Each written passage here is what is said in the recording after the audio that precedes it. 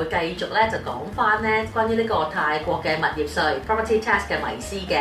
咁我都係繼續邀請咗阿 Titan 啦，同我哋咧去講一講佢一啲心得啦，同埋遇到嘅 case 嘅。關於我就要揾人去幫我去交呢個property tax 啦，咁就可以揾 juristic 啦，可以揾 agent 啦。我上網睇嘅，其實我又聽講，即係有啲收費都有幾大嘅偏差嘅喎。以我經歷啦嚇，我揾 juristic 咧就有一個就收我200泰銖，有一間就收我500泰銖。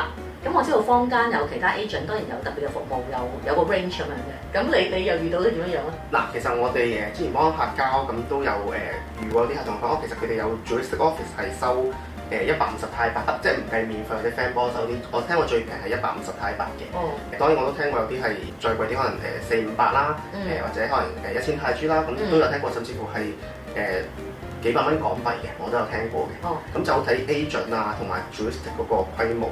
因為老實講，如果佢個 juristic office gather 成個樓盤嘅業主幫你做咧，因為個 volume 大嘅時候，其實係平啲係好正常。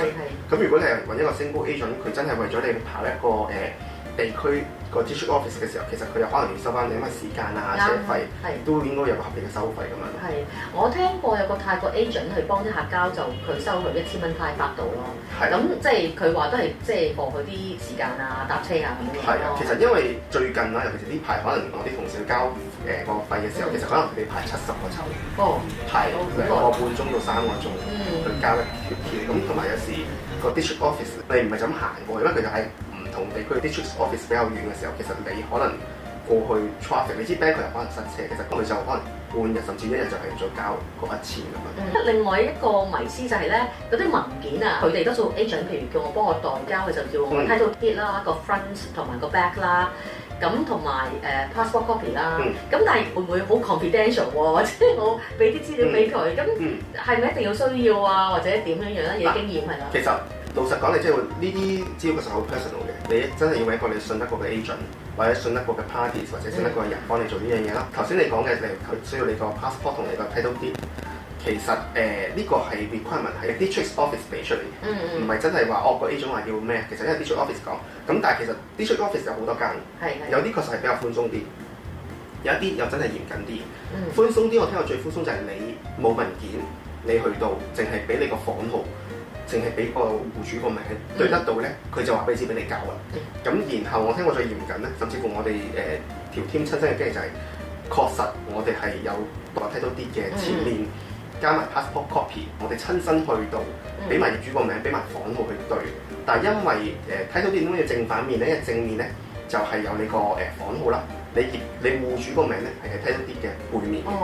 咁所以佢可能對時候佢個睇到啲冇你個戶主個名，咁你就俾個 passport，咁佢就唔俾我哋交。咁然後事後我個同事我話Titan 啊，真係交唔到啦咁算。咁我唯有同翻我業主講話，唔好意思啊，你會唔會真係俾埋背面我咁樣？咁然後我哋就要第日再跑一轉，再交多一次。所以最穩陣都係即係俾齊睇到啲正反面。因為我覺得 passport copy 俾齊咗，佢唔要。咁你到時你都係交啫，咁但係你要嗰時你可能你個 agent 或者朋友就跑得轉。最尾啦，想問一問好啦我聽講咧，如果我唔交稅可能咧泰國都罰我嘅，會唔會有啲好嚴重嘅 consequence 咁樣？其實係咪真㗎？嗱，老實講我哋問咗好多間唔同嘅 district office 啦，你如果唔交，聽過目前最嚴重個 penalty 都係罰款啫。哦 OK。係啦，咁至於其他更加嚴重嘅後果 ，so far 冇喺 district office 嗰邊聽過。都係可能要俾多少少稅。係啦，我聽講係多你個稅嘅40%。哦。detail 係點計有啲 district office 講法都唔一樣。不過如果而家可能真係 extend 咗嘅時候，可能呢樣嘢就未必係而家狂商嘅問題。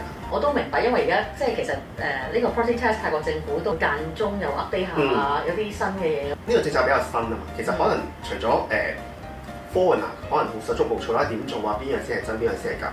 其實 local 可能都係，例如我啲同事去問唔同 district office，佢哋嘅講法都唔一樣。可能推得時間比較短，所以可能有好多唔清晰嘅地方，可能當地人都唔知嘅。咁所以我做到嘅就係盡量幫你 verify， 有咩問題盡量幫你配合，盡量令到你 make sure 你係做到要做嘅嘢啦。咁今集講嘅嘢就差唔多啦，其實都好精彩啦，已經講咗好多嘢。咁遲啲再 update 啦，關於呢樣 property tax 再同大家再分享啦。咁今集再見，拜拜。